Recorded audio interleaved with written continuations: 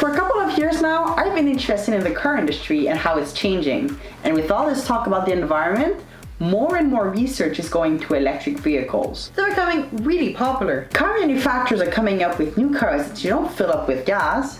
You just charge them up, just like your phone. And one of the biggest companies leading the way is Tesla.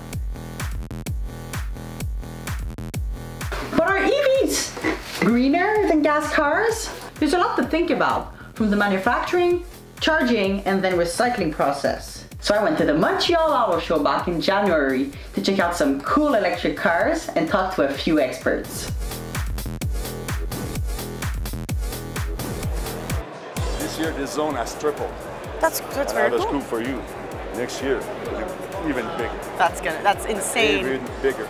At the Montreal Auto Show, I was able to check out all the different electric cars, from Mini Coopers to Teslas.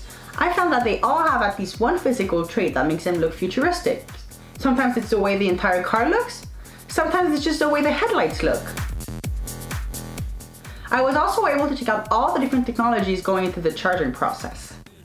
I also got to test drive one. Let's go on a road trip. An electric road trip. Well, not really. I don't have my driver's license yet, but I got to ride in one. There are a few things to consider when it comes to buying an EV. Number one, it takes a lot of energy to build an electric car. So the longer you keep your car, the better it is for the environment.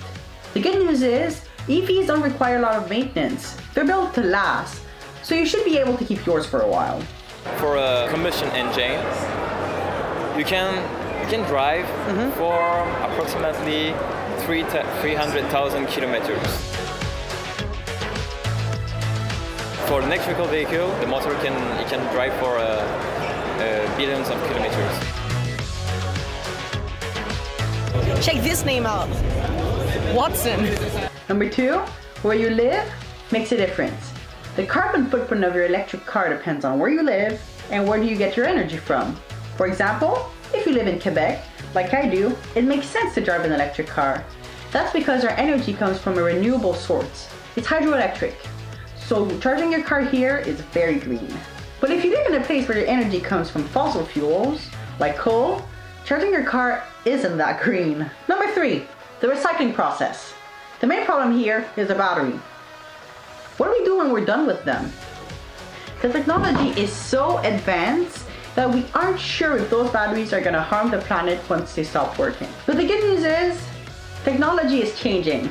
Scientists are researching new ways to recycle those batteries in a clean and safe way for the planet.